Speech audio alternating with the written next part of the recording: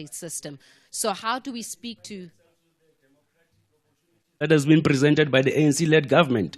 A 22-year-old... Okay, well, let's build on that. Kyle, where are we sitting when it comes to young people? And can young people, and do young people, when it comes to looking at and reflecting on the progress of this nation of ours, does a 30-year-old or 22-year-old or 26-year-old, for that matter, say, you know what, we are better than apartheid? Do you young people actually still make reference to apartheid as something that you've had to overcome?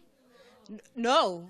No, okay, well, the audience is saying no, but do you young people make reference to apartheid as something that you've had to overcome and something that are we still referring to the anchoring of the liberation of this democracy of ours?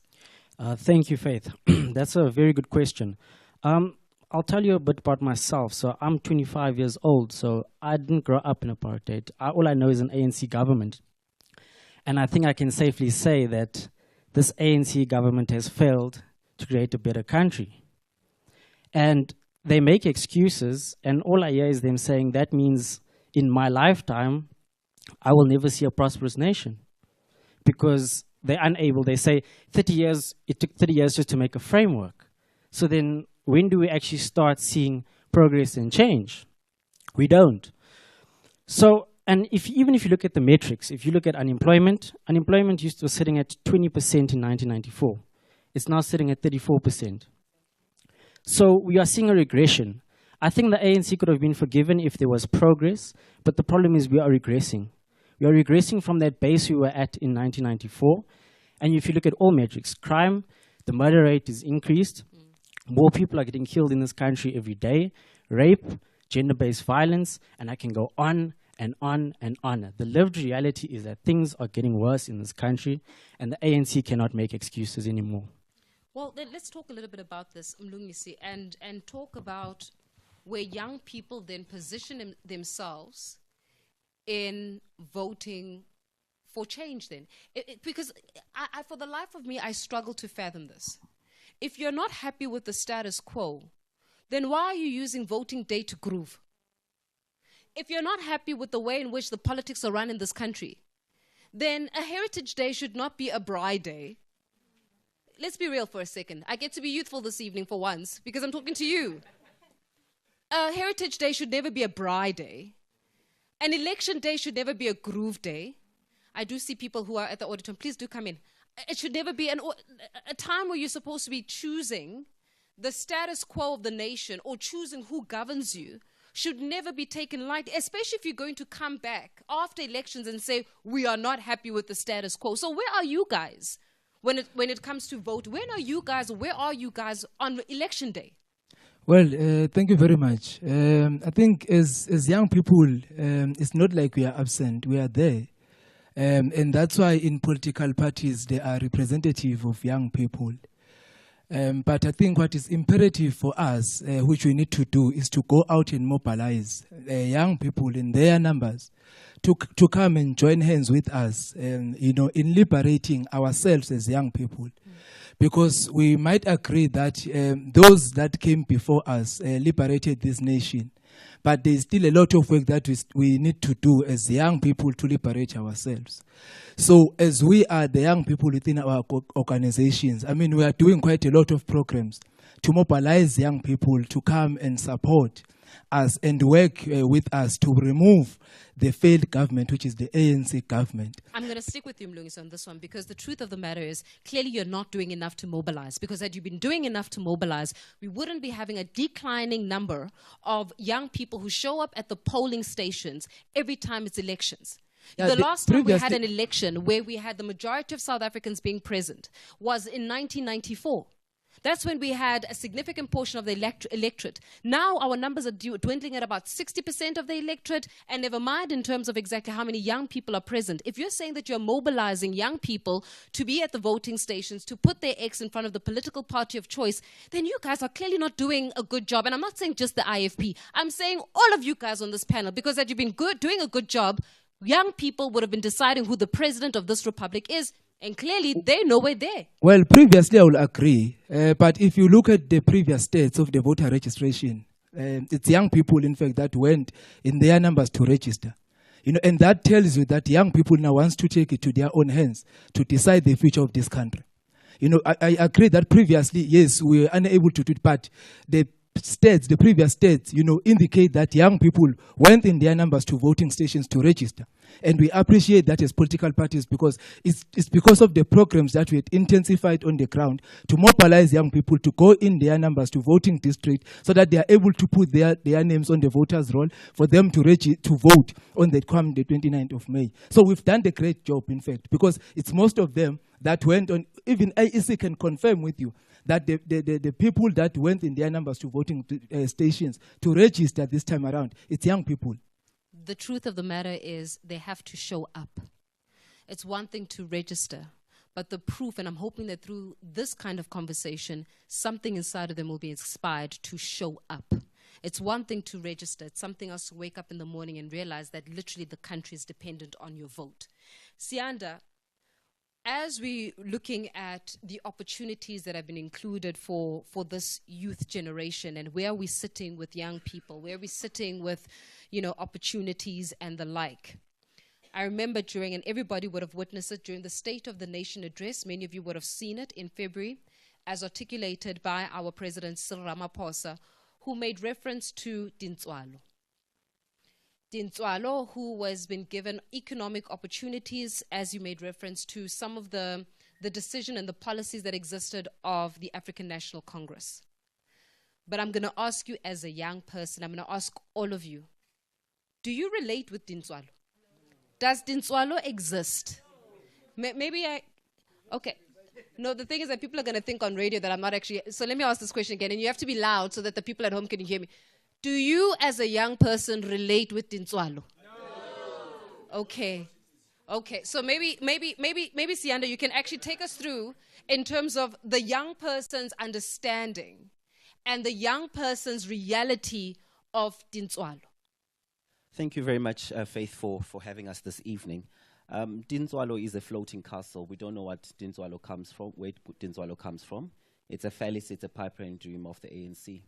Perhaps the ANC could take us through to what an idea of Dinallo was when they conceived plans such as the RDP, GEAR, ASGISA, and all these other brilliant plans that were never implemented.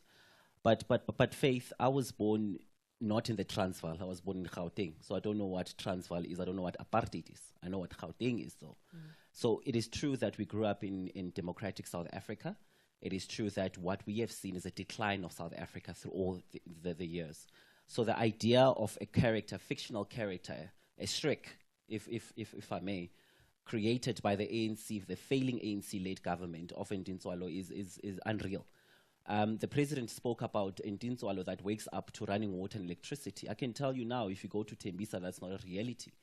The president speaks about a Dinallo that's able to go to a higher tertiary institution.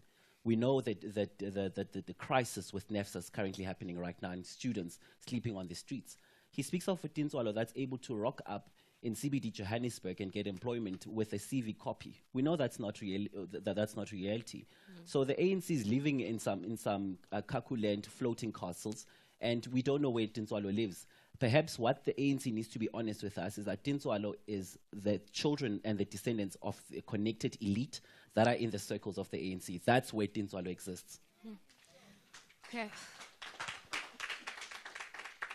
Lawrence, but again, it goes back to young people demanding accountability from government. And I wonder, because ultimately we may say government is failing and politicians are not doing what they promised to do. But so long as the young people do not demand more from their government will not give more to young people. And if you look at exactly what and how old were the people who actually fought and I will say to a point triumphed, because I don't believe we completely triumphed against an apartheid regime, though we are not anything like an apartheid regime. When you look at Kalushi, when you look at Bantu Biko, when you look at all of these people who are radicalized to make a move and to make a stand against injustice, these were young people. These were young people in their 20s, some of them in their teens. I've had conversations with people that are in ministerial positions right now who, when they're members of Umkhonto we Sizwe, when they were in the trenches, they were somewhere between the ages of 18, some were 16, some were right? And I'm not saying Mkhonto is the political party, don't get it twisted. Because I know how that could be misconstrued anytime. You see, you guys were very smart with the name there. But nonetheless, I'm talking here about the military wing of the African National Congress. The people that were militant in the African National Congress in ensuring that we do achieve a democratic dispensation were young people. They demanded, in spite of the elders within the African National Congress, they demanded a better and a more radical approach to achieving freedom. You are sitting complaining about the lack of services, lack of opportunity, unemployment rate when it comes to young people. But what is it about you that makes you fail at radicalizing yourselves and being united, just like that youth was against an unjust government? Faith, and good evening to your listeners. Look, so maybe let's lay a bit of context, right? So I think the problem that we are facing as South Africa 30 years into this democracy is literally a leadership crisis and nothing more, right?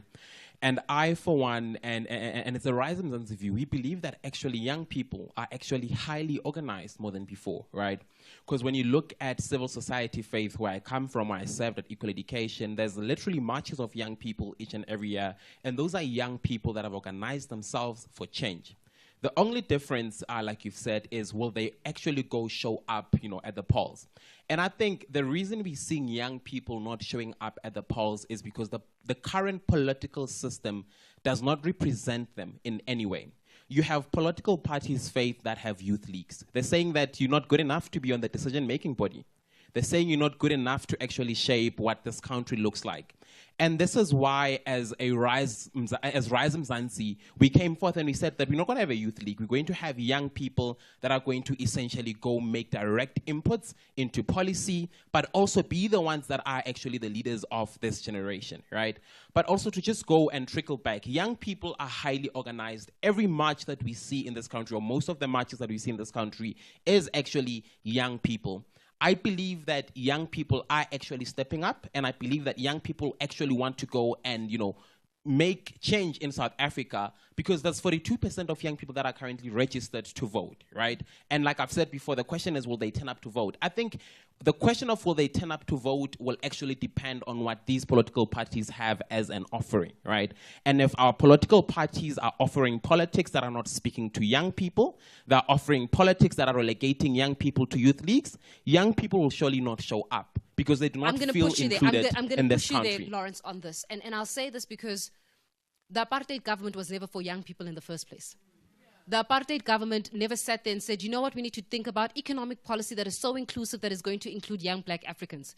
You were not part of the agenda. You were actually the agenda of cheap labor, right? And in spite of that agenda, the agenda of excluding, purposefully, intentionally, legislatively excluding black Africans or any young person that was not of a lighter hue, young people still mobilized and organized.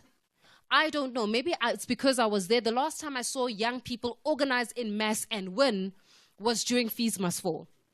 That was the last time I saw young people who put so much pressure on a government that the president at the time, which was Jacob Zuma, had to say, actually, fees must fall. But he didn't do so out of the goodness of his heart.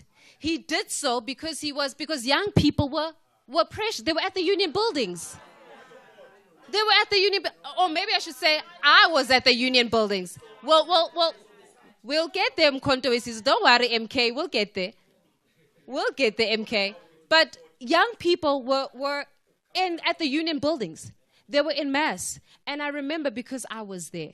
And I remember because I remember the tear gas that was poured over young people. The government, and let me finish, the government of the time, through their helicopters and their military, their militia, right, through the police, through the vans, they poured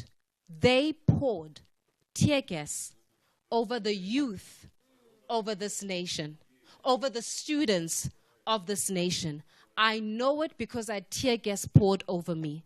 And that did not come from you guys. That came from government. So let's call a spade a spade. And yet, in spite of that, you were able to mobilize yourselves. And the last time we saw you mobilize, and that's why I make reference to even an apartheid government. An apartheid government mobilized, or an apartheid government mobilized against the youth. The youth united together against an apartheid government. Why are you so dependent on government doing something for you before you mobilize to hold them to account? So, Faith, I think we have to look at like this issue basically, right? Like in a broader view, right? What the ANC has done in the last 30 years is to kill the democracy, right? Young people do not have a system that works for them. And frankly, they do not even believe that it's actually going to change in any way. So the question is, why get involved in any way, but right? Imagine if Nelson Mandela had thought the same way. Faith, but what we're starting to see right now with that 42%, of young people that have registered to vote, with political parties such as Rise and Mzansi that are 99% of young people, you're actually starting to see a rise in young people. And they're saying that we're going to get up and we're going to get involved. It's only a matter of time, and it's only a matter of time and us speaking to young people in the different corners and telling them that this is the problem. Because what we're also failing to do is define the problem, right? Because people keep on speaking about different things, while the core of it is that the ANC has killed the democracy, and because the ANC has killed the democracy, no one thinks that the vote will do anything for them. And that's why we have to start, by getting new leaders who will restore faith in this democracy. And young people are rising up. Let us not say that young people do not want to actually be involved. Like I set an example. Young people are very much involved in civil society. That is where they get to influence policy. But those young people are also stepping up as well to join political parties. And this is why I left equal education, frankly, to be part of the political establishment. Let me bring you in here, because I mean the ACDP and Prudence, it's great because I got to speak to your president yesterday, Reverend Kenneth Mishwe, about the standpoint of the ACDP and looking at their relevance ahead of the elections. Yes. When we're considering the struggle or the new struggle, ANC and Mkhonto weSizwe, you're making a noise. When you're considering the new struggle, right? The new struggle of young people, have you guys actually defined the new struggle? Yes. As a collective, I'm not even talking about political parties. I'm just saying as a collective of youth, have you defined what the new struggle is? And are you united in tackling that new struggle? Good evening, everyone. I would like to greet everyone. My name is Prudence, if you haven't heard. And I would like to greet even the audience. You guys are vehemently standing on what we believe was a problem for 30 years now. I think we have. And the reason why we have is because I am in that bracket. My 2 years of 1992 till 1994 before the democracy became what we know it to be now, was still a clean society, even though there's a lot of things that were not there for everybody else. We see the struggle as unemployment. There's a huge thing when it comes to unemployment. The youth want to actually create jobs. It's not like the youth want a job to be given to them. They're saying, give us a chance to actually create jobs. But what we're seeing now is that, okay, we get a bottlenecking, we get a gatekeeping. When it comes to the policies that we supposedly have but are not implemented, that are supposed to be for the youth, that you call a youth policy, Nyada is there. We know they have their wonderful audits that have been cooked and baked. But when it comes to the actual time when we actually serving the communities, it is not actually the one who is in the township getting the township bursary. It's not the person in the township who is not involved in the ANC who is getting that budget in order for them to bring about and create jobs. So yeah, we are seeing it. And we have seen that the huge problem is service, order, and safety that is needed. Because not just only economic freedom is that what we need as young people, but also a safe society. Because I believe it's one of the second highest when it comes to the youth issues in South Africa. I personally am a rape victim who is still awaiting a case and a DNA to come back from the forensics. So that is literally the current situation of what we are in now. And Mngobe, and I thank you also for sharing your vulnerability. I don't take it lightly. But Mngobe, if we are saying that we have identified this new struggle, right, and this new struggle is unemployment, what is it going to take? And is the apathy amongst young people caused by not knowing how to tackle this issue around unemployment? is this apathy caused by, we know what the problem is, but nobody's showing us the way out of the problem? Or have we just been, or young people in this particular instance, have just felt so psychologically oppressed that they do not see the light at the end of the tunnel? And how do you solve for that?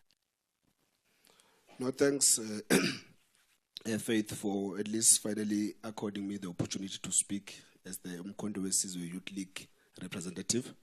I want to greet the House and first perhaps highlight the fact that we were not informed prior that we should bring maybe supporters or people to cheer for us. We were just told that we are going to come at a roundtable engagement. I'm sure you've got supporters over the line. Trust so I you think me. my brother as well did not get that information. Otherwise, would have had many supporters. As the MK party, we are enjoying a lot of support in this country.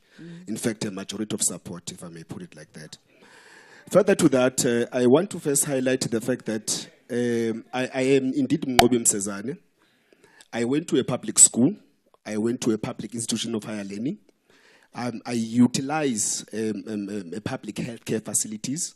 I also subscribe to the use of SAPS, which is also an entity of government. So when we speak about issues that we are facing as a country, we don't thumbsuck them or see them on TV. But we actually subjected to these issues. We actually relate to these struggles of society before we can just come here and sit in these comfortable chairs and speak about them. So we understand them. Now, let me put maybe a context into unemployment, not just speak about unemployment, but let me put it in categories. Currently, unemployment is sitting at around 65%. 45% of that is the youth. 33.6%, give or take, is unemployed graduates. Now, I want to concur with my sister seated next to me to say, it's not that young people only want to be employed, but young people also want to provide employment. Because we have young people, a lot of young people, by the way, in business sector, in small businesses and medium business enterprises that do not get opportunities for funding their businesses, do not get opportunities to grow their businesses. Yet we are told that they are ministers of small and medium business enterprises who we don't know who give them the mandate, who we don't know actually who they account to. But we are told that there's a minister that is responsible for this. We are told that there's a YNDA or something of that nature. National Youth Development Something Agency. of that nature. We only heard about it on the news. But we don't know what role they play in society. Yet we are told that they are responsible for ensuring that young people advance in business and are actually catered for when it comes to employment. Further to that, I would want to attempt to touch on burning issues that we need to deal with, and issues that are emergence of the MK party that has only 4 months, by the way, and they have actually enticed young people. In fact, to say there's 4 million plus new voters of young people. Or rather, there's 4 million new voters, and 77% of that is young people. They are enticed and given appetite by the emergence of the MK party. We've never seen this all these years. As a matter of fact, I think all these organizations here have been quite everywhere for quite some time. But because of the emergence of the MK party, we are seeing young people now wanting to participate in the voting process. That's not fair. There's Mraz Mzansi that was there. Well, I don't. Come on. Well, I don't want to get into that. But I'm speaking about no. I don't want to get into the debate around that. But I'm saying. So basically, you're saying Umkhonto weSizwe has made the political waters that much more vibrant. I think we'll all agree in this room. But obviously, people are sympathizing and aligning with their parties. But I'm speaking about the interactions that we are having with our people as we are growing, as we are going across the length and breadth of this country. Young people are saying, during the times of President Zuma, their lives were different. During the times of President Jacob Zuma, of course, the unemployment rate was sitting at about 40%, but currently is at 65%. Wait, give him a chance to speak. Give him a chance to speak, everybody. You will all have an opportunity to speak, but what we will not have is obviously our panelists being disrespected, as much as you do not want to be disrespected when you're sharing your comments. I know that many of you are burning, and trust me, I will give you an opportunity to respond to him. Thank you. So Thank you. You will be given an opportunity, equal opportunity, but let him finish his point. Thank you, Faith. I think it goes back to my point to say we do not get an opportunity to bring supporters because maybe we would have been protected. They would be screaming amongst You're each not other. in danger, Mangope. Yeah, Continue. so I only brought my leadership here to not come in and listen danger to at all. me. Yeah, No, thank go you for ahead. protecting me. But a second point, obviously, that I need to touch on when we speak about unemployment, we cannot dare not speak about the land that was stolen from us as the natives of this country by the white settlers, by the colonizers that colonized us and stole our land. As a result, these mines that we have that are extracting our raw materials, that are extracting our mineral resources and are importing them rather than us being the ones that are processing these raw materials and then exporting them as the final products and creating massive employment for our young people. Also skilling our young people to ensure that we are creating employment and we are creating businesses. The owners of these mines that are in our land currently are owned by a minority few, which we could not even pinpoint because we don't know where they sit. Probably they stay overseas. We don't know them. But us as the natives, we don't own the land. There's no equity because we don't have land. The agriculture that is said to be the biggest contributor to the GDP of this country. We can't exercise even subsistence farming for our own families in rural areas. And it cannot be the case because we don't have the land. And we speak about unemployment. It is a direct a result, thank you for my lead, is a direct result of us not having the land. I could go further to public entities. Ngobe, hold it there, because I think that you're raising some of the fundamental realities of the lived experience of a young person. And I think there's a general consensus in this room that as young people in this country, you do not feel as though this democracy has economically included you. Sure. If I'm understanding the sentiment. Sure. Yes or no? Sure. Yes. Sure. So they do not feel, and all of you do not feel as though this democracy has economically included you. Sure. Then Bafana, the question then becomes, if you do not feel like this democracy you will finish your point, don't worry, we've got our whole time. But let me give Bafana an opportunity as well to add his piece. If you do not feel as though this democracy has economically included you, what do you and what are you going to do about it? Good evening, Faith. Good evening to your listeners and good evening to the audience. The solution is very simple and it is found in the manifesto of the ATM. We are saying as the ATM, re-industrialize the economy. It cannot be, Faith, that in South Africa we are importing toothpicks when we have so much youth unemployment. It cannot be that the land is still in the hands of the minorities and not in the hands of the majorities, natives in the land. It cannot be that we do not have means of production. We don't own the farms. And when we want the farms, we are told that we need skills. And yet, every day, it's us who are working the land.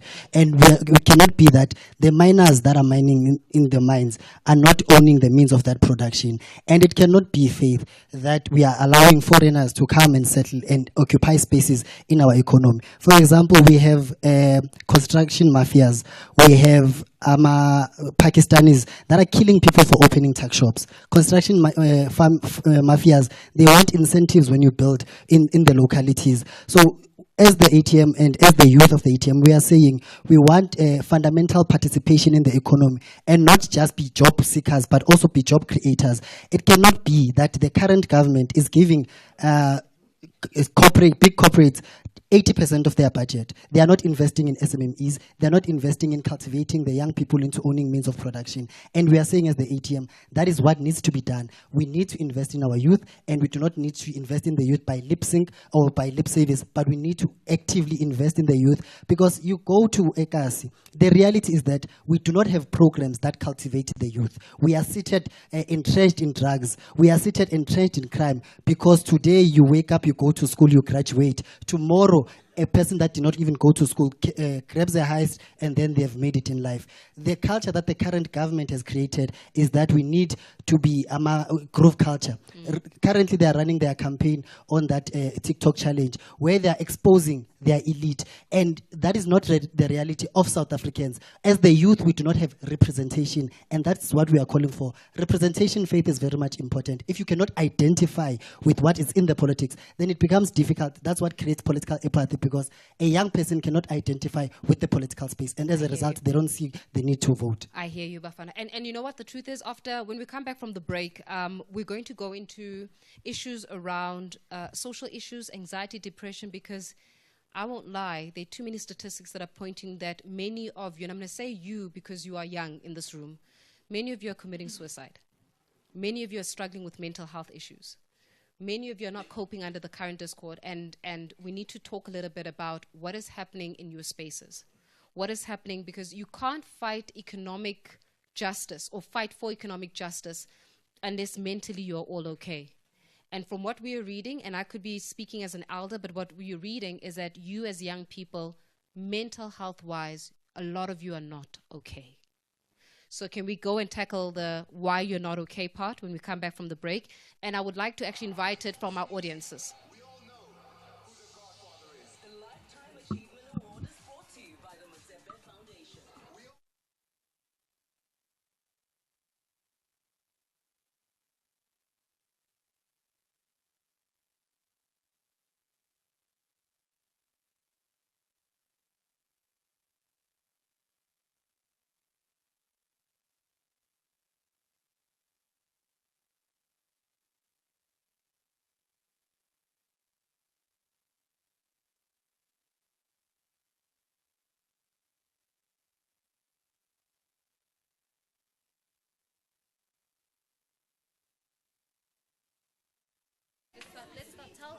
We're going to start off with voice notes. Let's start with voice notes. Let's start with voice notes. So, Dinallo, start with voice notes.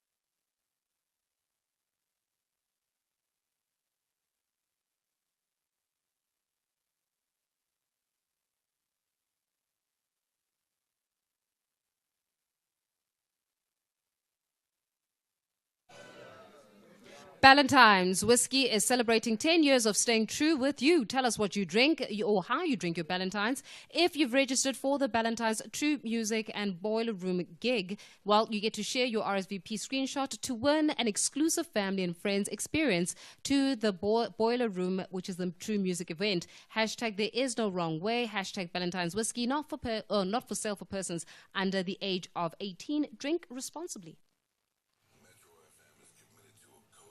Sorry, guys, I've got live.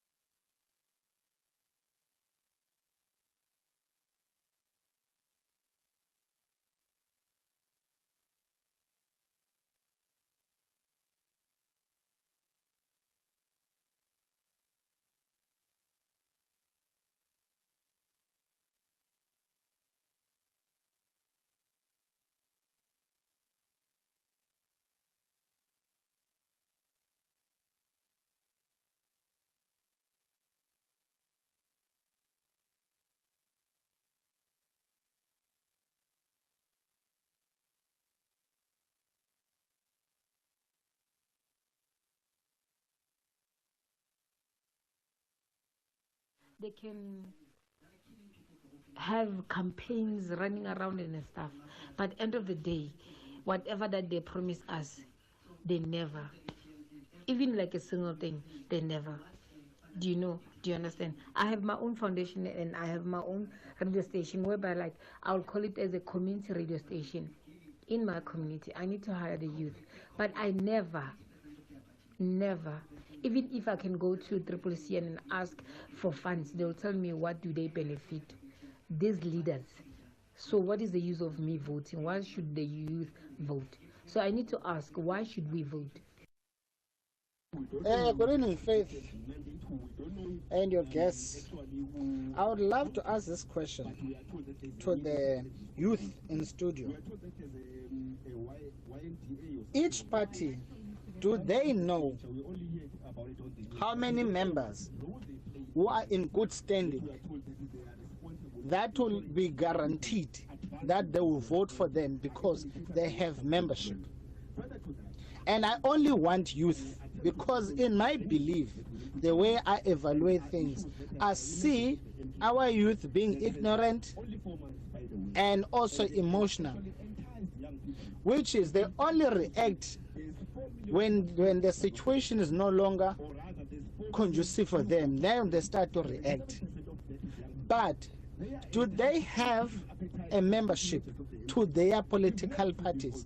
Because to be able to change what is currently happening, where we cry over all people in parliament and all people in positions, because those people, they can only be voted out by the youth. But Evening, Faith, and the panelist. It's Bonga Klokiso here. Dinallo doesn't exist. I have a question to this guy of ANC. For the past 6 months, which program have they done that have benefited young people? The second question, what is his view on the statement that Colin Malachi made, or instruction that he made to Panyaza Lesufi by saying Nas Ispani must be reserved for the ANC volunteers? As Faith, I was just saying, my suggestion is that we are I'm tired of promises for more than 28 years. I'm 40 years now, and then I'm still struggling to get a job because I'm only have grade 12. But the way forward is just help. These people must just help us to get jobs, maybe remove red tapes and remove some of the requirements that are not necessary, and then so we can get jobs. These things of promising us is just waste of time. Thanks. Let's pause it there. I know that we've got my people on the studio the other side. Let's give it a pause. I've got lots of your voice notes that are coming through. And please note, I do appreciate it. Thank you so much for sending. We're going to make sure that even if it's not the panelists, trust you me, we've got an audience who wants to respond to some of the issues that you're facing. But can I just take a couple of calls before I go back to my audience? Let me start off with Noktula in KwaZulu-Natal. Noktula, hi. Hi, how are you, Faith? I'm very well, thanks. And you, Mama? Go ahead. I'm okay. This is Noktula from Cadre. I want to be questioned when why you don't have to move past the world. Noktula, I'm not hearing you, my darling. So what we're going to do is we're going to put you on pause. We're going to phone you back.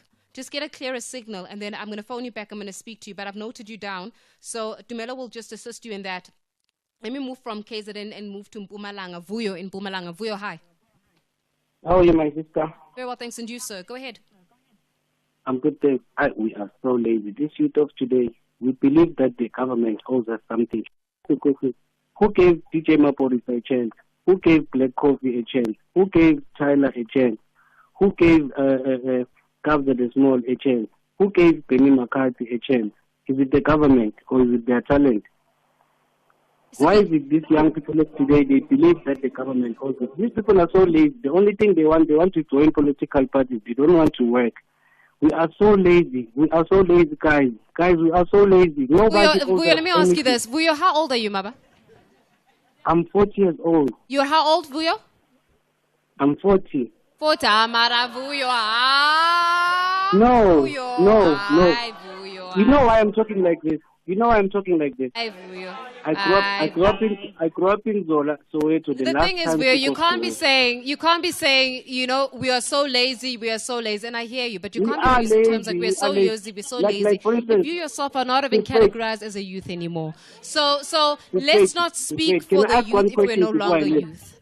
I'm very apt in saying that we cannot be speaking for young people if we're not young people. Otherwise, it defeats the entire purpose. So let me move this conversation then to young people. Panelists, you've heard some of the questions that have come through, but I also want to give them and give this to the audience members who can also respond to some of the issues. Let me start off with you, Busa.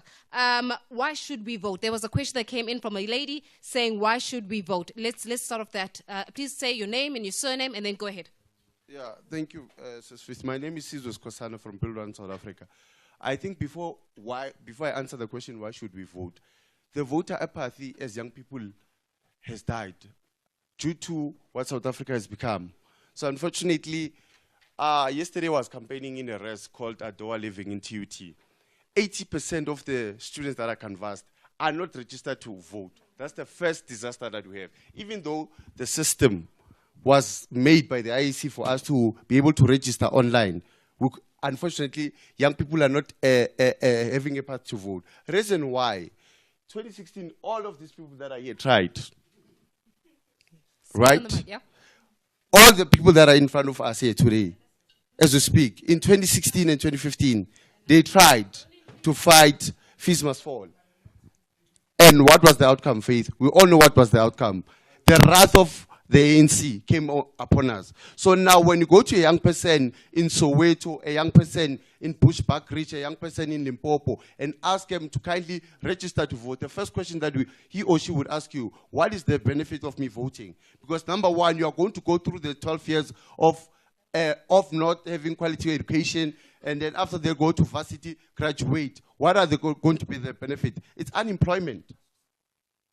After graduating, is directly going to unemployment. So the other puzzling part, how do you have a minister at the age, unfortunately I can't say age, Dr. Nkosazana Dlamini Zuma, heading young people's interest. Ukabangan lo yakoko la khona.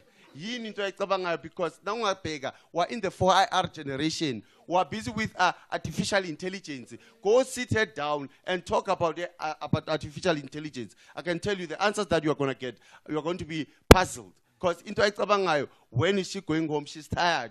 Can you please allow her to go rest and get fresh ideas, get a fresh mandate on the 29th of May? Susa, thank you very much. Let's go to the next question as well. I do see you. I do note you as well. But let me go to the next question. I want to make sure that as much as we are here in this room, but also our viewers and our listeners at home, give it an opportunity to actually have some of these questions fielded.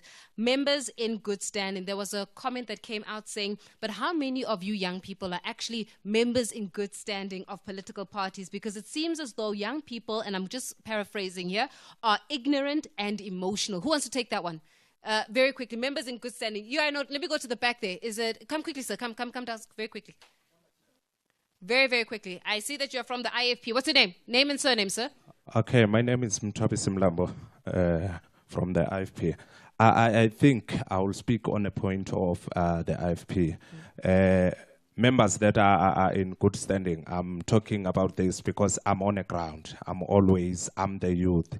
I think if you can ask how many members that we have in our ward or in the area or in Johannesburg, we will tell you with the exact numbers, or if we can take the challenge that we say, show up your membership card.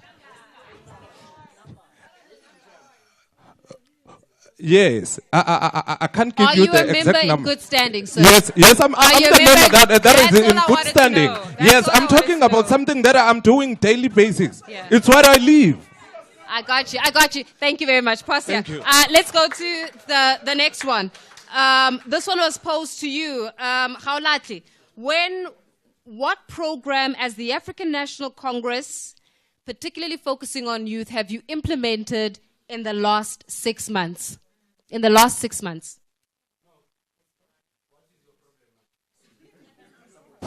There we go. We've got No, thank you very much. Look, before speaking to or responding to that question, I think we must also agree that denialism is a problem.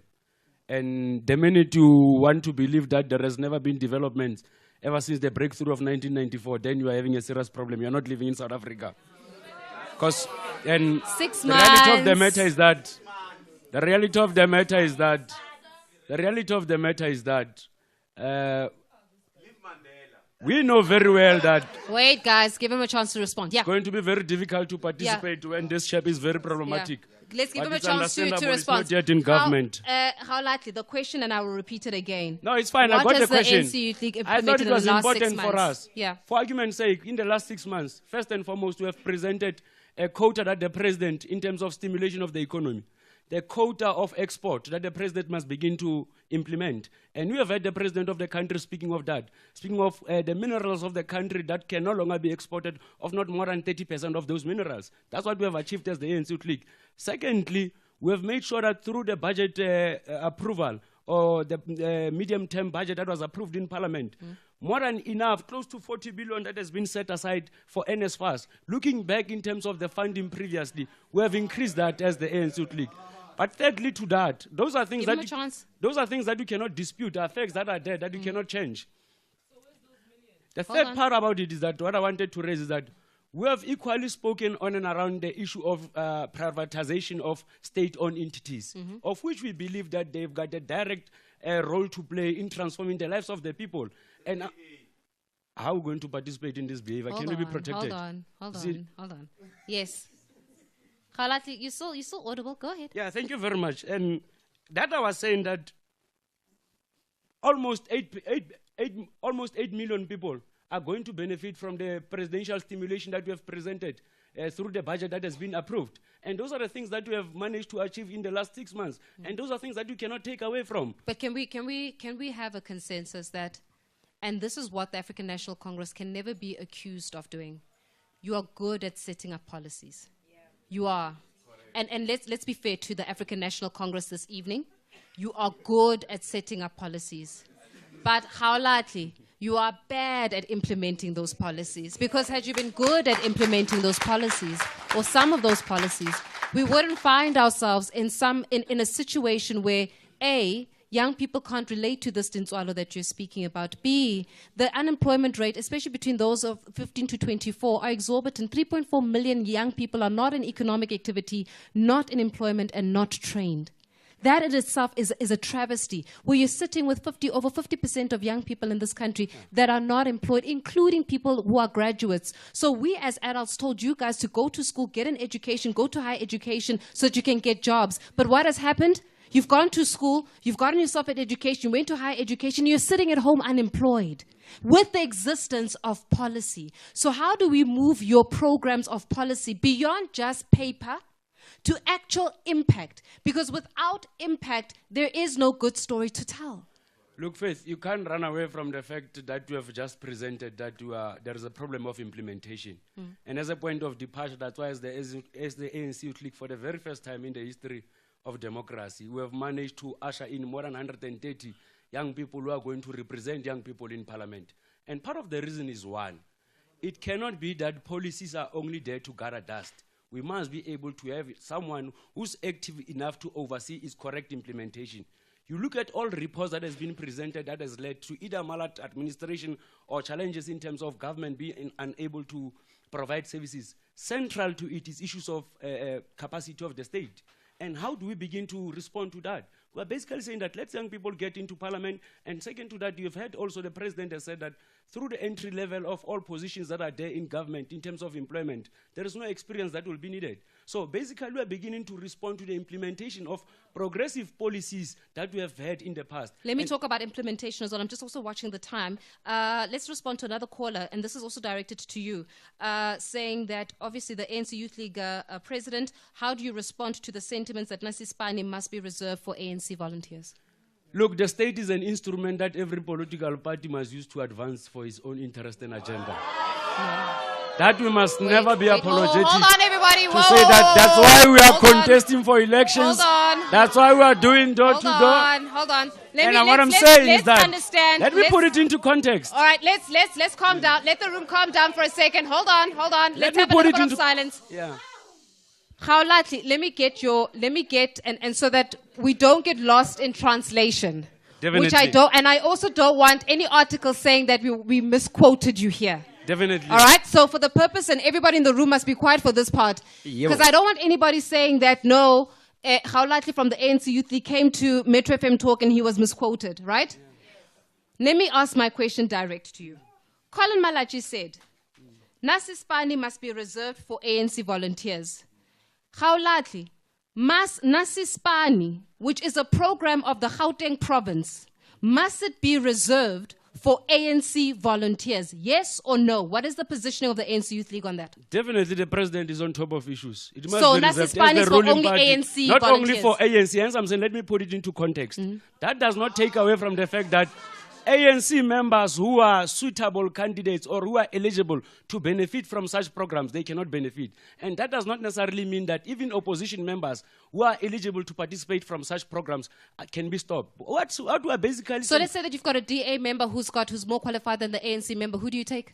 Who do we take? Who do you take? Based on merit, based on qualification and we'll merit. always go for someone who's having the good So qualification. wait, hold on. So what you're saying is that if you've got an ANC member who's not as qualified as a Democratic Alliance member, you will choose the DA over the ANC. Is that what you're saying? You are incorrectly misinterpreting. No. What are you saying then? Are you going to take the ANC or are you going to take the DA? No. I'm saying we'll always go for a candidate that responds to the requirements that has been said. Is it an ANC member or a Be DA? it that a DA or an ANC, it's a discussion for another matter. I'm but saying to you, where the ANC is leading, the ANC must not be apologetic to take decisions that are beneficial to their members. I hear you, sir, but you're not answering the question. No, I'm responding to your question. Let me if take. an ANC member is qualified for a particular job, he or she must be allowed to get that job. Let me take. We've got members. I hear you, but we've got members of the floor as well that I would like to take. So can I just do a round sort of robin? I'm going to give you numbers. And then you're going to just, and be quick about it because also I want us to be able to get through as much as possible. 1, 2, 3. Who's another 4? Okay, so I'm going to take the first 4 and then we're going to take a break. We're going to come back and we're going to take the next 4 as well. Okay, let's start off immediately. Where is my microphone? Very, very quickly. Let's get the microphone. There we go. Hi, ma'am. Your name. Go ahead. Hi, my name is Nkosas Pilezwane. Obviously, I am an IFP member in good standing. Just a quick come back to reality. Let me make an example, a practical example for you, say from the ANC. Public servants. These are people that are employed, but underpaid. Your government currently gave them 4.26% increment this April. Nobody said anything. When teacher unions gathered, SATU last year went and signed an agreement with 3% agreement, SATU, which is your baby, right? So if you are going to tell us that, no, we are not as bad as apartheid, good, we are not. But are you telling me that the worth, not even in the private sector, in a year, do you get an increment of 3%? When we calculated that 3%, it didn't even give, it was 426 rands. 426 rands that public servants got last year as increment. Because some of it went to your UIF, what do we call it, pension fund, and some of it went to tax. What literally went into our salaries last year during our increment was 426 rands. In a country that has a rising inflation, in a country that has, price of bread is how much now? In that 426 rands, you could get 1 loaf of bread, 1 liter of milk, 1 braai pack, and it was gone. I appreciate you it. You couldn't pay rent, you couldn't, nothing. Our bond rates are rising every year. Like every year, they don't care whether your salary increases or not, but it rises. Your car, your everything, except for your salary in South Africa. I hear you, ma'am. That basically means that we do not have a story to tell. That is very good. Where's number 2? Number 2, come through. Good evening, everyone. My name is Lonwabo Ndonga, and I am from the African Transformation Movement. I just have a comment for Ubuti, who's from the ANC. I just want to give you a reality that we have in South Africa. If you are saying right now that you would choose the candidate that obviously has the best qualifications. But if we're being honest and we know how the things have been unfolding in our country, there are people who already have the briefing of the job description, job everything. By the time Lonwabo, has to apply for that job, there has already been someone who's given that position because everything has been given to them. There's a tender, but Mina, who is from a place where the tender is being rendered, only someone else is going to get the tender. Because why? People from the ANC, the people from the corrupt government have already released all the papers and someone has already applied for that tender and they already have everything that they need to apply for that tender. And obviously they're going to get it. Another good story. Let me go to number 3. Come through, Razim Zanzi. Just move closer so that we can capture you on the camera. There we go. Perfect. Yeah, okay, cool. Morning, everyone. Thank you, Faith. My name is Busiso Masego. Evening, yes. Thank you. Sorry. Wow. Go ahead, Busiso. Cool. So, my name is Busiso from Razim Zanzi, of course. I'd first like to start with this comment to my leader from the ANC. For you to say that it is right for any political party to use state funds and state resources to better its own political whatever, it's disrespectful agenda. Thank you, leader. To advance its own political agenda, it's disrespectful. That's the first thing. It's disrespectful to the people of South Africa because not everyone adopts your ideologies. Not everyone is a part of whatever you guys believe in and whatever you guys are driving. So that's the first part, right? And it's perpetuating, and I'm seeing a cycle. That's why even Blaine Zimande was recently accused of using state funds for whatever, allegedly. But I'm seeing a cycle, and it is affecting the people of this country. It's affecting students who have to go to study when they haven't even had their first allowance. It's wrong. That's the first thing. That's where we need to draw the line. You can never say taxpayers' monies can be used to advance the gains of a political party in any way. Your point has been really made. Thank you very much. I'm out of time. Let me go to 4. Please pass on the microphone. Thank you, Faith. My name is Tembile Ngosi from the Kondo Sizwe Party. I actually wanted to respond on the earlier question that was raised around youth mental health and us not being a good state. And I wanted to say, the current government is actually to blame for the state that the young people are in at the moment. Young people are not lazy. So maybe just to put it out there, we are really trying our best. We are educated. We are starting businesses that are either failing or don't have funding. We are trying to be in the creative space, and we're really trying to make our presence known. But the environment in which the has created for the country is not conducive for young people to thrive.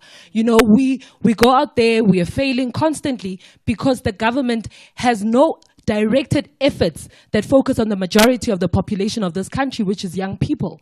Even the programs that are in place currently for youth employment are not really meaningful opportunities that reflect the young people of this country who are studying, who are trying to start businesses. It's almost just like a tick box exercise, really, where young people are put in employment for 1 year, get out of the system, the new ones come in, and really we don't get to see the effect of it and the change of it and how it's really making things come proper for us as young people in this country. Yeah, I do appreciate it, and thank you so much. I want to focus and I want to build from what you were saying around, because we really have to spend, even if we spend about 10 minutes on it, but I think it's imperative that we spend on it, and I'm going to bring it back to you as a panelist. The issue around mental health. Wow. Apologies for that one, but your issues of mental health. Because the truth of the matter is, you cannot fight for economic justice, and you cannot fight for the redistribution of wealth, and you cannot fight for the plight of young people and education, good quality education, if mentally you are not in the right space to do so. All right, so maybe let me start off with you, Carl, and let's work our way down around how do we start interrogating the issue around young people and mental health. And please, even in your answers, can you also consider the role of social media? Because I think a lot of us are living in the assumption that some of the stuff that is posted there is real when it's not real. So let's start with you. Am I audible? Yes, Okay. you're audible. Thank you, Faith. I will answer that question, but I just feel obligated to deal with something first. We were touching on the issue of ANC policy, and you made the remark to say ANC has good policy that they poorly implement, and respectfully, I must disagree. I think the ANC has poor policies that they effectively implement, and it reared its ugly head now. That policy of cadre deployment, that's one of the root evils that is resulting in the decay we see in our country at the moment. The policy of cadre deployment the ANC is effectively implementing. And you see how state departments, national, provincial, and local, are failing and are in disarray and are not delivering the public good for the public. Carl, I hear you, but And I will link it to the public health. I hear you, but the truth of the matter is, cadre deployment is not just unique to the African National Congress. You as well. That's not true. Well. No. Cadre. Let's be honest about cadre deployment and also the historical context of cadre deployment. Cadre deployment was initiated so that, especially when it comes to the dawn of democracy, and it's not even a South Africa thing. Cadre deployment is an actual renowned democracy thing globally, where if you've got constituents within your political party, provided that they've got the right merit, they are qualified, they get deployed within various state-owned entities because they get deployed by the political party of choice. Right now, Celia Brink is a mayor, executive mayor, which is local government which is a Democratic Alliance in Tshwane, is he not? Perfect. Did you not deploy him as the Democratic Alliance? Now, let me give a clear clarification on that. In the state, and it's clear, you have political appointees. Your executive mayor, your MMCs are political appointees. Then when you move to the civil service, your DGs, your senior managers, your city managers, right down to even the cleaner and the receptionist and whoever, those need to be professionals who are not aligned to political parties. In the city of Cape Town, the city manager, and I stand under correction, but historically he held a PAC membership. But that is not why we appointed him. We appointed him because he was the best person for the job. And you see that in the results in the city of Cape Town, that it is the best run metro in the country at the moment, undoubtedly. Sure. I'm sure a lot of them here will disagree with the fact on the notion of, okay, they're all disagreeing with you. It's the truth. So let's move on. So let's agree to disagree. Yeah, let's agree to disagree on the issue of cadre deployment. Answer my question on mental health.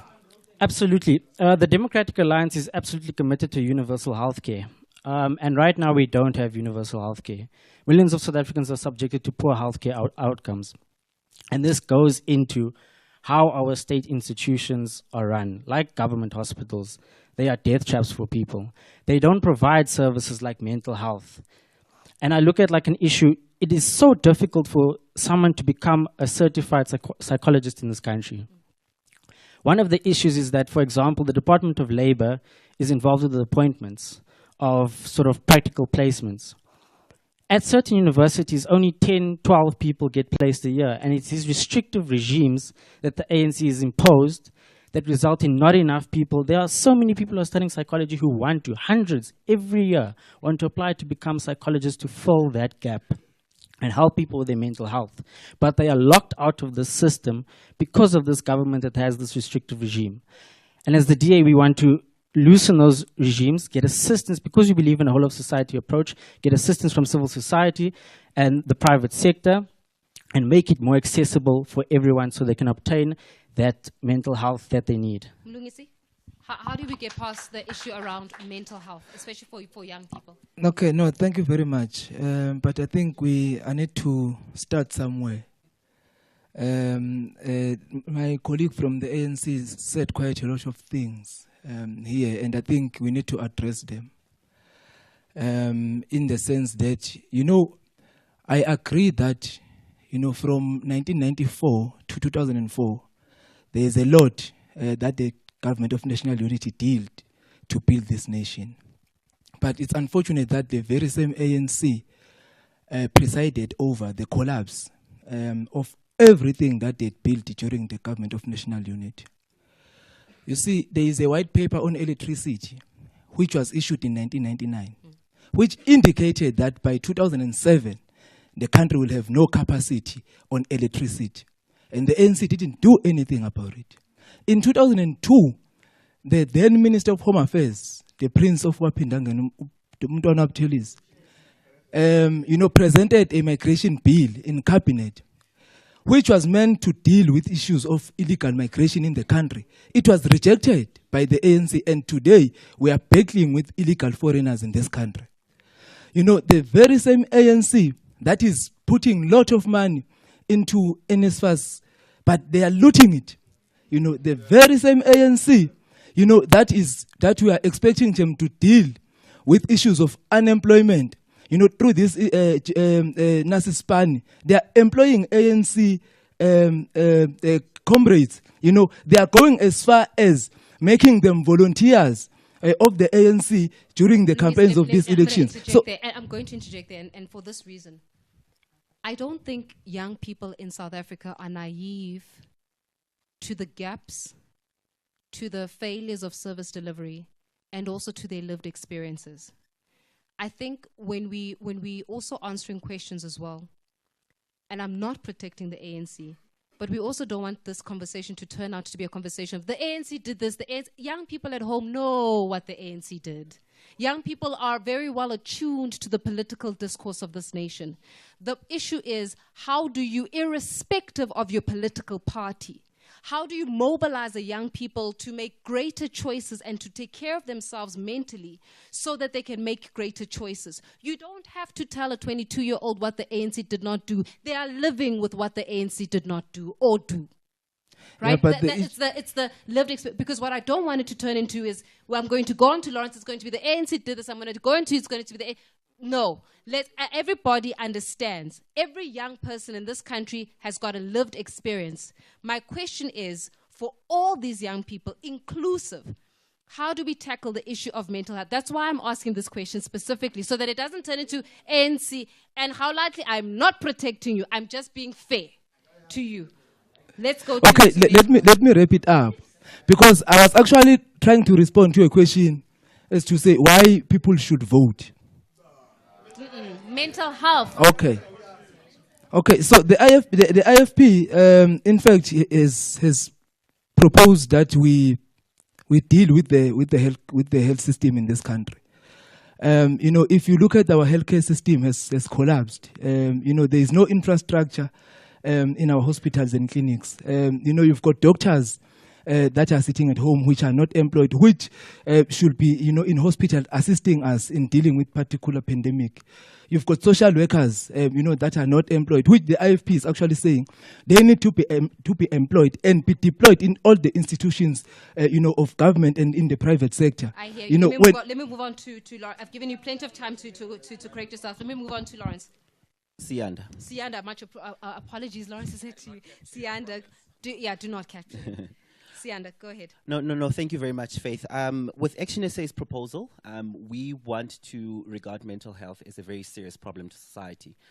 We're of the view that mental health is not a serious condition in society, but also second to that, with regards to young people, we neglect the issue of substance abuse, which also feeds into mental health. Number 3, we want to build a state that will have capacity to build more hospitals. We know that the ANC government has run down some hospitals. If you go through the streets of Ekurhuleni, there's a hospital called Kempton Park Hospital, which was vandalized, which was destroyed by this government. The state does not have capacity to absorb all people in the country that are supposed to be receiving the right health institution. Number 4, Faith, we want to also further capacitate what we call primary healthcare clinics. So these are your normal everyday clinics that we find in our local governments. Those public health facilities must have the capacity to have mental wards where young people are able to walk in and be treated. So Faith, another thing that Action SA is big on is the issue of the family institution. We believe that the youth belongs to society and that family must have a bigger role in playing with regards to mental health. So all these things are married into all of that, and that young people are a microcosm of society, and that family institution must be further strengthened.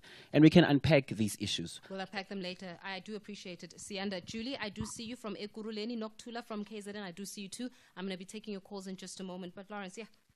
Okay, thank you so much. So, Rise Mzansi says that we actually need public health reform, right? Currently, as it stands, we see that the key appointments of the people that actually run, the healthcare system or any other system in South Africa is actually very much politically motivated, rather, right?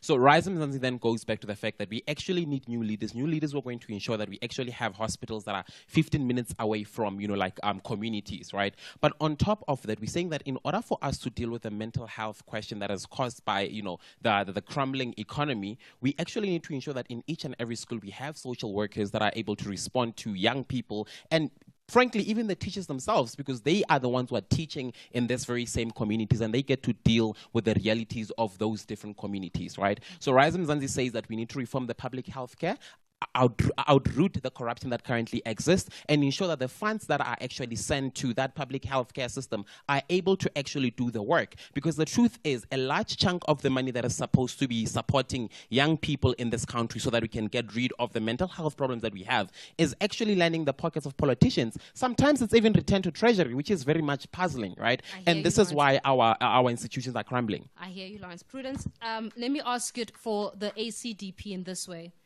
Last night, as I mentioned, I had the pleasure of speaking to your president, Reverend Kenneth Mishwe. And part of the conversation was regarding your principles and ideologies when it comes to issues such as the LGBTQIA+ community, such as abortion, and the like. And from his mouth, he said, well, we do not believe in abortion as the ACDP. Okay. They also said they do not, when it comes to LGBTQIA+, they believe that the definition of family is between a man and a woman, and not necessarily between a man and a man. So now I'm asking, and also let me bring in the third component, which is around Israel and Palestine. They believe that or you believe as the ACDP, that if you should get the 50+1 majority, you will move the embassy of South Africa and Israel to Jerusalem. You also believe that when it comes to refurbishing and revitalizing, you will re-stimulate those relationships between the Israeli government as well as the South African government. Now, that is what the ACDP leader has been saying, who's been in leadership since 1993. What do you as a young person in the ACDP say? Okay, thank you very much for the question. Firstly, I want to actually highlight about the mental health. Coming back to the other part, but I really want to highlight about the mental health because I was talking with my fellow young people who is also a sibling about the effects of social media and the culture that is happening when it comes of the peer pressure that it inputs. And I also want to highlight also with the conversation that you put with the men yesterday and the anxiety that they get from the fact that they cannot provide for their families and provide these lifestyles for these girlfriends that are seeing these lifestyles on social media. And I believe the reason why is also because of the fact there's no uncertainty. There's an uncertainty when it comes to job security in this country. And they say people rejoice when the righteous govern, but the people suffer when evil men govern. And this is exactly what we're seeing. We see a ruling where the people are not governing and the people are being ruled over and the people have no voice. And when they have no voice, they have no say. They feel like there's nothing that can happen and therefore there is no future. And when you have no hope for the future, you start to develop mental health issues. So right there, our political issues are directly engaging with our social trust that breeds these mental health. And then in regards to what you spoke about when it comes to the LGBTQI, I believe he was talking about marriage in the First Amendment, and he said that their stance on the First Amendment bill is that it is man and woman. And the reason why that is because the institution of it was coming from the Greek. The reason why marriage was actually written was for the fact that it must be one man, one woman, and the children thereof are from that man, so that there is no need for paternity tests. But as we have grown, and now you have come with the LGBTQ, we are saying, have your own side, but do not now mix it with this one, because it's not the same thing. What do you mean, have your own side? Meaning it's not the same marriage bill. It is not the same thing. Is it the same thing? Is it the same thing? It is not the same thing. When it comes to the First Amendment Bill, which was instituted even in democracy, we look at the words democracy. Democracy itself also came from the same Greek sign when they were actually voting that's saying the people must govern. We have not shifted from that. And when we say it's corrupted, we're saying that the people are no longer governing, the people are being ruled. So the same thing with the First Amendment Bill. The First Amendment Bill has to do with marriage in its original intent. But if you want to add LGBTQI, let it also have the same way with polygamy. Polygamy has its own way of instructing that. Let me repeat my question. Yes. And then you as a young person yes. in the ACDP. Yes. Yeah? Mm-hmm. What is your stance on same-sex marriage? What is your stance on abortion? Okay. And then in regards to abortion, okay, same-sex marriage, we stand on the fact that it mustn't be in the First Amendment. When you decide to get married, there is a law for that. We are not going to abolish, we can't criminalize it, but we were not going to put it in the First Amendment, which we stood for on September the 15th last year. And then in regards to abortion, the mental health issues that come from people who abort without understanding why they did it, and they're only being pressured by the people around. No, Give I her literally, give her a chance to finish. Give her a chance to finish. Yeah. But. And it's not even because of the fact that I'm being told. I have worked in the sector around it, as a chaplain as well, who has counseled people. And they sometimes regret, and there's no proper information given. And seeing the fact that they're being pressured by certain people who are supposed to be already arrested just for statutory rape because they're too old, who have families, why are we then now bringing about a solution of death, of killing a child, whereas there's another holistic way, another option, which is adoption. And adoption doesn't need to mean that the person, then you get assistance from the government. Proceed with your submission. Yes. All right, So therefore, in regards, basically, yes. when it comes to abortion, you believe that you do not believe in abortion. Yes. Okay. When it comes to same-sex marriage, you believe that a marriage is between a man and a woman as per legislation. Yes, and then Okay. there's another provision for a same-sex that's all I marriage. wanted to know. And in regards to Israel, as you were speaking about Israel, our stance is that they have a right to exist within in safe borders, and I believe that is the same for every single place in the world. The South African government was right to take Israel to The Hague? We do not believe it's right. Okay. Let me move on to Mangope. No, thanks. It's quite unfortunate. Go ahead. It's quite unfortunate that as the government in waiting, I'm seated very far. Therefore, my submissions come very last. Nevertheless, I'm tempted to speak on 2 or 3 issues. I'll be very, very brief. I think I wouldn't be doing justice to my conscience and to that of my organization that is going to win these elections if I don't speak on these issues. Go on. One, you said something about the former president, the esteemed President Zuma, having been pressured to pronounce on fees must fall. You'd remember, and this collective seated here will remember that in 2017, President Zuma, in actual fact, declared free education and had put a timeline to say in 2018 should be the implementation, the first phase of the implementation. And during his tenure as well, he converted NSFAS from being a loan to a grant. So I want that to be noted in this house. And furthermore, I want to speak to my leader seated next to me over here to say, NSFAS is not free education that we want and that we speak about as the MK part. NSFAS it has a cap of how many students it takes. Further to that, it has atrocious policies of N+1, N+2, amongst others. NSFAS does not cater for post-date funding. NSFAS does not respond to issues of students on time. So NSFAS is not the solution. That's why when we speak of the MK party that is 4 months old, we are saying we're not an alternative, but we're the solution to these problems. And further to that, I'm tempted to also speak on the Inkatha Freedom Party leader seated there as well to say, I'm coming from Zululand. In Zululand, they've led Zululand forever. They've never been interrupted. My own home, I don't have running water. We have schools that side that do not have hygiene toilets, that do not have water. We have schools that don't have transport, where learners must walk more than 15 to 20 kilometers to a particular school. And we speak about issues that we witness on a daily basis Masisemakai. So we cannot have then people coming here and claiming that everything must be attributed to the ANC. Yes, the ANC has failed dismally to a large degree, but also we cannot exempt the Nkatha Freedom Party that has at some point led the KZN government as well post 1994. Ngobi, I hear you, but I've given you a lot of time. Okay. And you're No, not but- answering my okay, question can I regarding okay. mental health. Okay, let me speak to mental health. Yeah. As the MK party, we founded what is called the MK student movement. We don't want to come here and claim that we know everything. So we have tasked our members through the MK student movement to do research on the various things so that when we get into government, we're able to have informed policies that will transform and speak to the issues, burning issues of society. Including those issues are people that are doing research on sexual harassment, which I've also done during my honors degree. We have people that are doing research on the issue of mental health, which stems from various things. It doesn't only stem from unemployment. Some young people are raped in their home state. Some young people are, such as many of others, maybe in this room as well, we are in household-led homes. We must be responsible from a very, very tender age.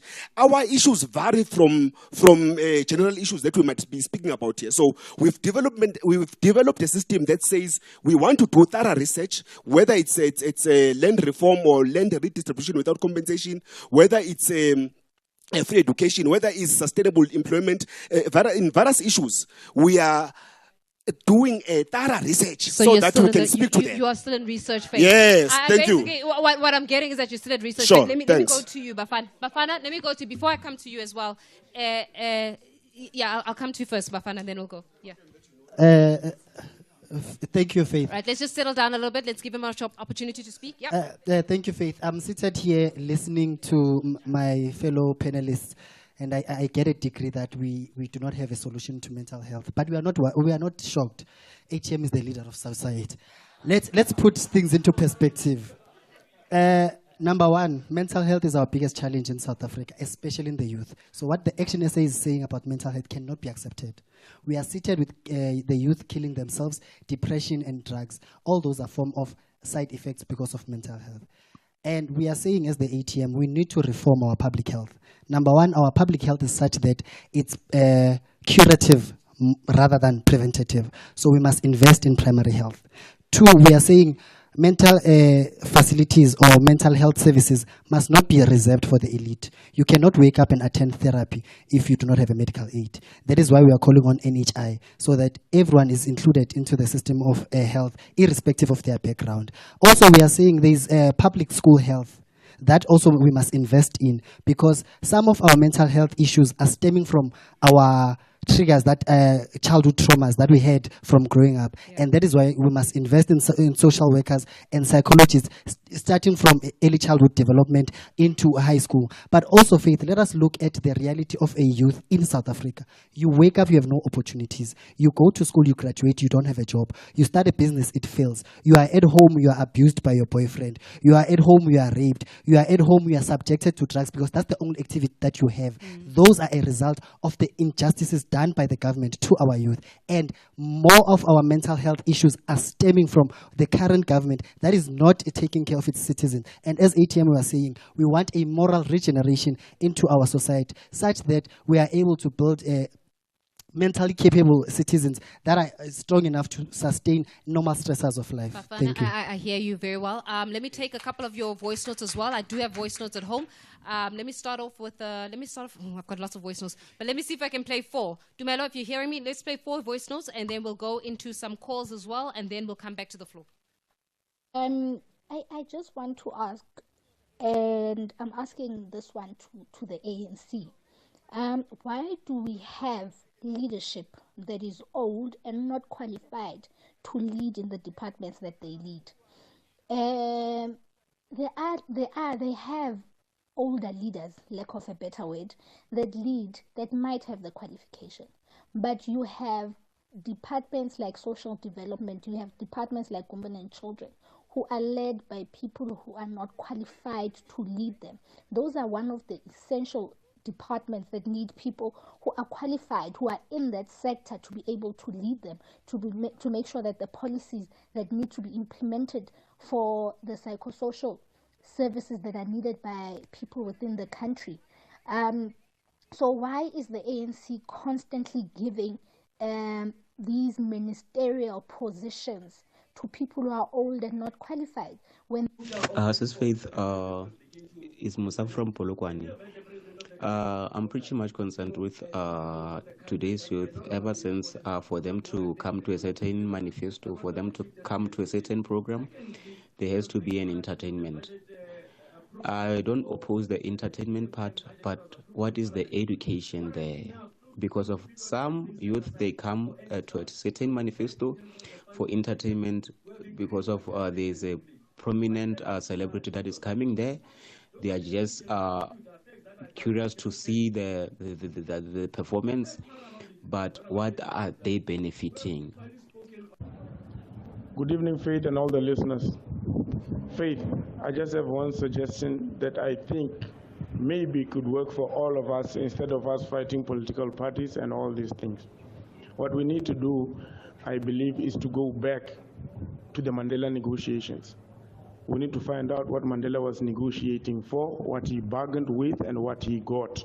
That's when we'll know where South Africa is as a country. Because everybody just knows that Mandela was on.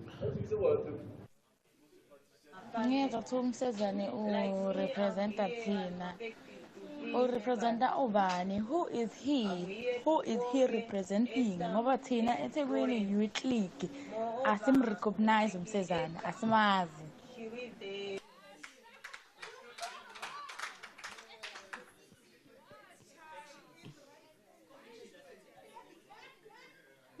All right, let's pause it here.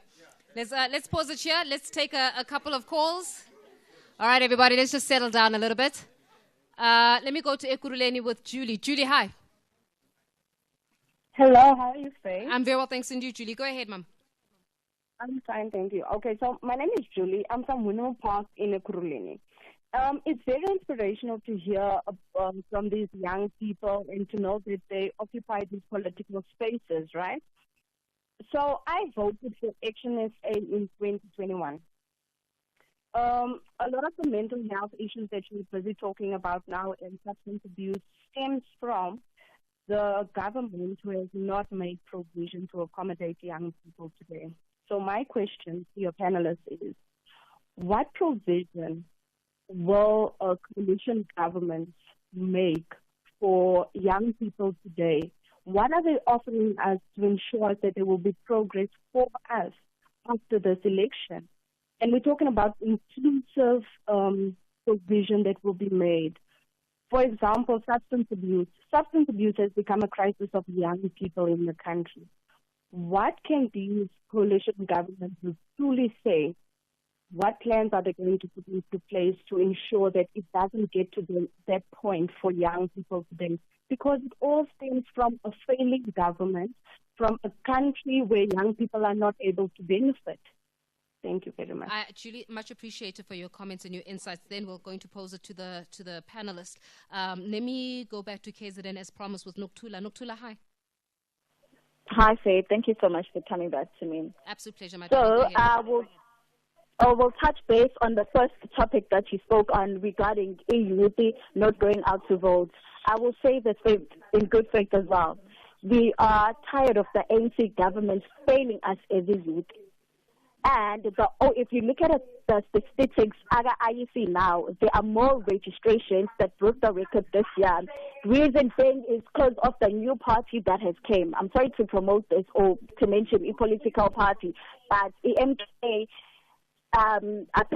even especially the youth. We have seen Ubaba Jacob Zuma as champion with economic, when it comes to economy and even education. We are seeing leaders like Ubongi Nkosi Kanyile, champion MK Youth League, whereas we know them, Fees Must Fall campaign. I'm sorry to mention Kamalabo Nkosi Kanyile, Kukonum says Analapo, Mazi. This is the first time I'm hearing of MK as president, where MK Students Movement, not of the Youth League. Moving on to mental health issues, youth. This is umpako to political parties awonke lapho, and hopefully even Ubonkosi is listening as a president where you did lekon. Sikala nisicede lama agents. We are hired by agencies and we are not paid a wage or a salary that we're supposed to earn. Our salaries stay at 5,000 minimum to probably 7,000 or 8,000 per month of young people, but e-grocery will increase by 100 rand every month. I gotta cut it there for a second, my darling. The only reason I have to cut is because I need to go to an ad break. Otherwise, the system is going to literally cut me. So we're going to come back from an ad break. We're going to answer some of those questions. We've got about 10 minutes left before we close the session. And I want to see if we can get some audience comments and then also from our panelists as well. Let the good times roll. Turn it up. It's Metro FM, the biggest commercial radio station in the land. We won't stop. Are you ready to take charge of your future? Looking to study at a world-class university and reach your goals without sacrificing your busy schedule? Look no further. Fuel your future with UNISA. The leading open distance e-learning university offers state-of-the-art higher education solutions that will give you the head start you deserve. Semester 2 applications for selected qualifications are now open and will close on the 10th of May 2024. Apply online now. Visit unisa.ac.za for more information. UNISA, define tomorrow. Casa Lager is not just a beer, it's the pride of our nation, a hero that unites us all, a symbol of homegrown craftsmanship, made from Mzansi's sun-kissed barley from Caledon, golden maize grown in the Free State, and the finest hops handpicked from the valleys of George. This taste embodies the winning spirit of our people. A beer brewed for us. Casa Lager, the taste that stood the test of time. Enjoy responsibly, not for sale to persons under the age of 18. So this year, you're going to be hearing a lot of big talk, big promises. We're going to do it better. No, we are. Here's a promise you can bet on. Lulabet is the simplest way to get the big game action you want. All the sports, plus the hottest live games and reels with easy registration and unbeatable support 24/7, anytime, anywhere. Vote yes for the people who really keep their promises. Lulabet, make the score you want. Don't just bet. Lulabet. Lulabet supports the National Responsible Gambling Program. Winners know when to stop. Only persons over 18 are permitted to gamble. Problem gambling counselling toll-free hotline. 08600 006 008. ShopRite brings you South Africa's biggest basic food subsidy, so you pay less for the things you need most. Swipe and save on 3 400-gram tins of Lucky Star pilchards for 69 Rand. 10 kgs Golden Cloud cake flour, just 119.99. 5 kgs Iwisa, Nyala or Super Sun maize meal for 49.99 each. And 800 grams Ricoffee, only 99.99. Valid till 12 May. Save with ShopRite's basic food subsidy.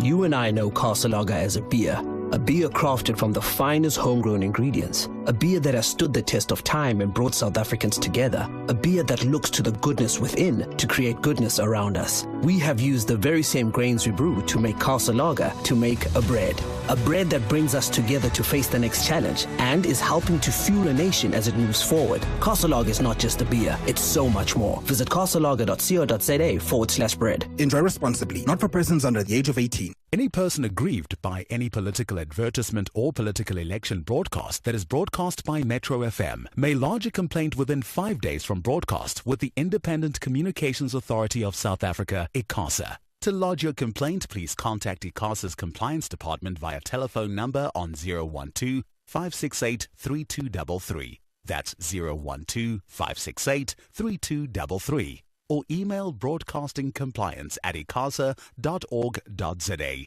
That's broadcastingcompliance@icasa.org.za. Alternatively, complaintsccc@icasa.org.za. That's complaintsccc@icasa.org.za.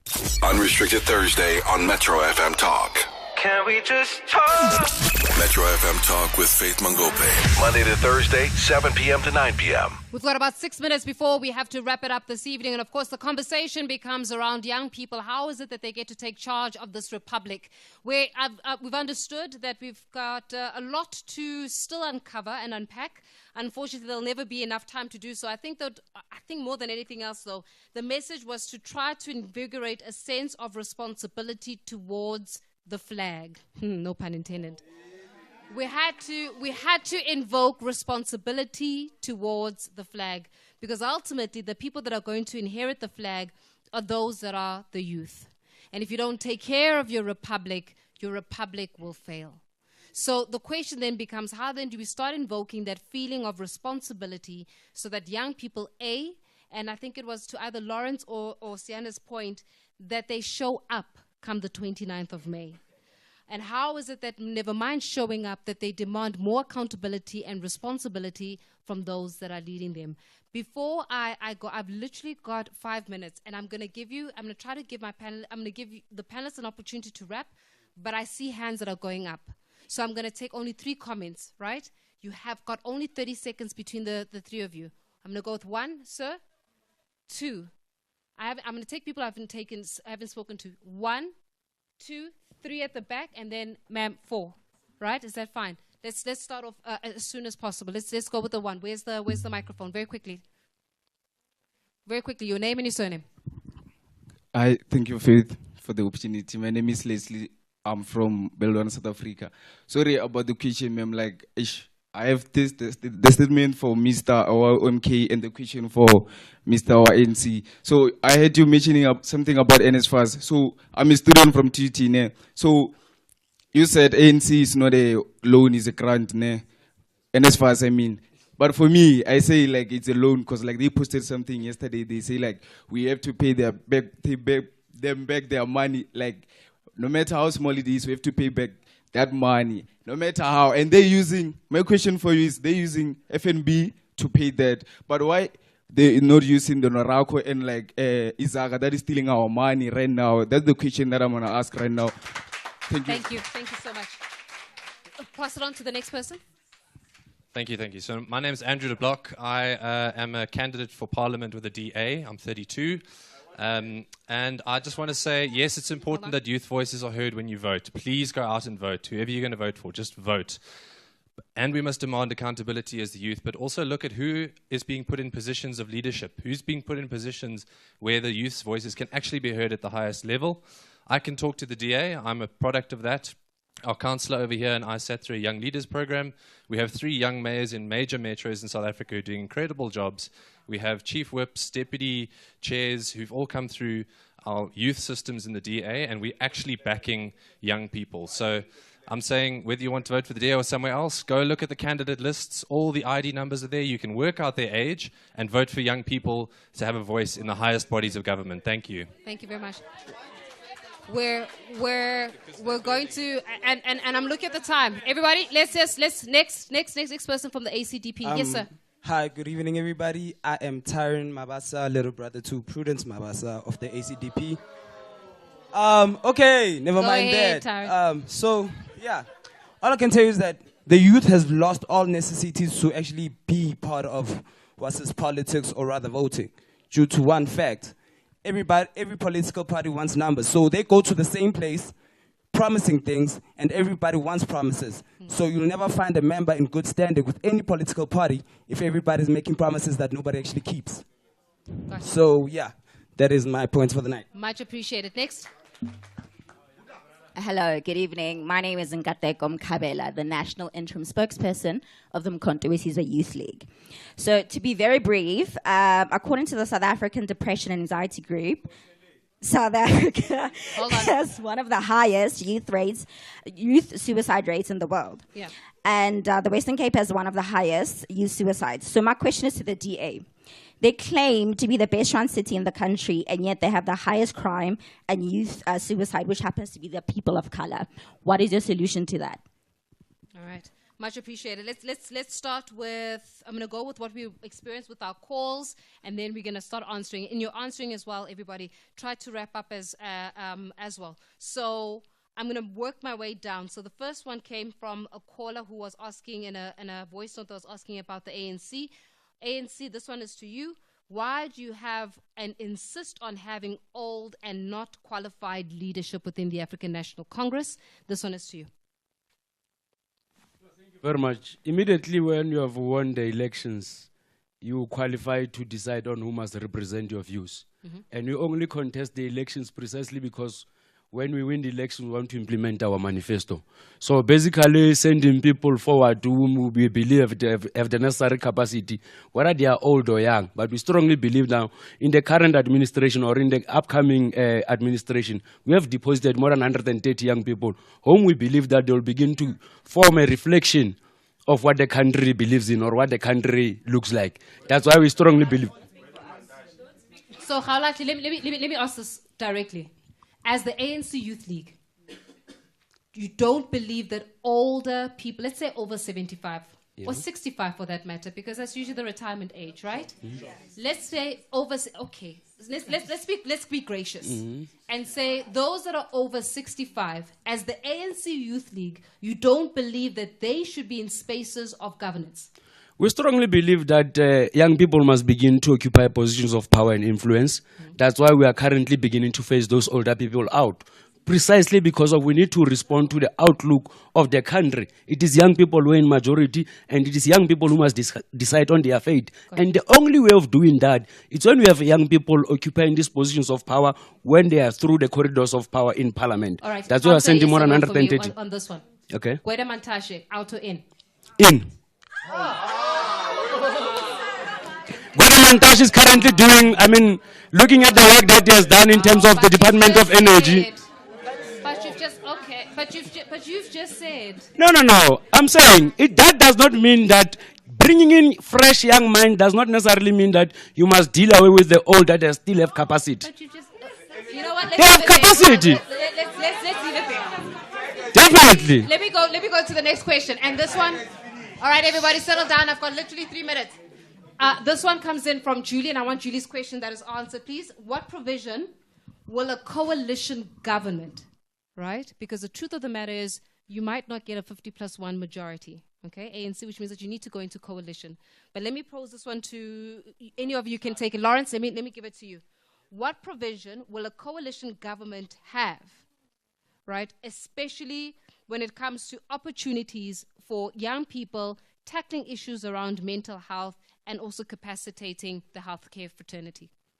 Thank you so much once more. So I think, when we speak about coalition governments, I think what's important or what is going to be important really, and this is going to speak to the implementation on all the different manifestos, is that number one, we must not play position politics, but political parties must actually represent manifestos that literally represent the interests of people and what people have said, right? And with that, what I'm trying to say is that we as Rise Mzansi, we believe that we must get a mandate from the people and then go implement that. And this is part of why, by the way, we do not fly to the moon with the DA, because it's quite important that you hear from the people and then implement after that. So we must then go ensure that as a collective, we actually bag in on our policies and what people are saying, and not that we want to make you mayor, we want to make you the speaker. It has to be about the people, for the people, by the people, literally. And I love the one that was coming in from, where's my student from TUT? Who was saying, there's my student from TUT, saying that this issue around NFSAS, how do we address it? This was also to the both of you. Maybe let's start off with you, Bafana, and we can also go to Khaulati. Let's see if we can switch it on. What are you doing to the next premier of Gauteng? Quick, answer the question. Faith, we have a problem that we like to outsource things. There is no reason whatsoever for us to have NSFAS. Higher education institutions are under the auspice of the Department of Higher Education. Department of Higher Education can discharge the funds straight into higher education. What we're saying is the ATM, free education for everyone in higher learning institution. It must not be reserved for a few. And we are not saying free in a sense that it must be mediocre, but we are saying that it must be free so that it opens wide for everyone in South Africa to access the means of higher education, so that also it addresses the skill needs that we have as a country, because we have courses currently, when you enroll in them, you know that post-graduation you won't get a job. Yeah. We can't have those courses. We can't be investing in those courses. We are saying revamp that. Money must go from treasury straight into institutions of higher learning. Then they discharge the funds into students, and that's it. No one must pay anyone. Thank you very much for that one. Let me go to Zinkateko's question that you raised to the Democratic Alliance. Crime, mental health, and how do you deal with it as a Democratic Alliance? So, thank you for that question. Yes. So, you're correct. At one point, Cape Town was, emphasis on was, the highest in the country in terms of murder. But if you look at who has control over policing and the justice system, it's national government. And for many years, the Western Cape provincial government has been asking national government, you are failing in that duty, devolve those functions to us as the province because we have the capacity to deal with it. They still refused. We didn't sit on our hands. We implemented the LEAP, Law Enforcement Advancement Program, and put thousands of boots on the ground. These people have peace officer status like Metro Police, so they can do visible policing and act arrests. And they've made 27,000 arrests over the last year in the city of Cape Town. And the city of Cape Town has now dropped. It doesn't even appear in the top 10 highest crime districts in the country anymore, where it was number 1. So progress is being made. It's the truth. It's the truth. Look at the stats for yourself.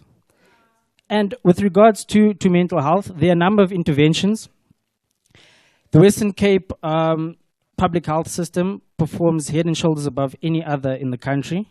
We are adding additional capacity. We do have budget constraints because national government keeps cutting budgets, but we do spend smart, we innovate, and we are providing those various interventions to assist people with their mental health in the Western Cape. Let's pause it there. Thank you very much. Hold on, everybody. The truth of the matter is,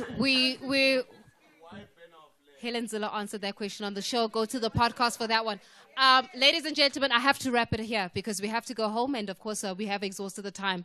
I would like to take this opportunity to thank all of my guests for joining us, all of our panelists. Thank you so much to you as an audience as well for being so riveting in our conversation. Thank you to you at home who's listening to the show, really engaging with young people. And let me tell you this. The truth of the matter is the 29th of May, that is where young people, median age, don't forget, is 28 years of age in this country. You ultimately get to decide who is the political party to govern you. You can also decide from that political party who you will have as a president to govern you for the next 5 years. Do not make the mistake of thinking that your vote does not count. If your vote does not only count, your vote is the deciding vote of who gets to lead this republic of ours. Respect the republic.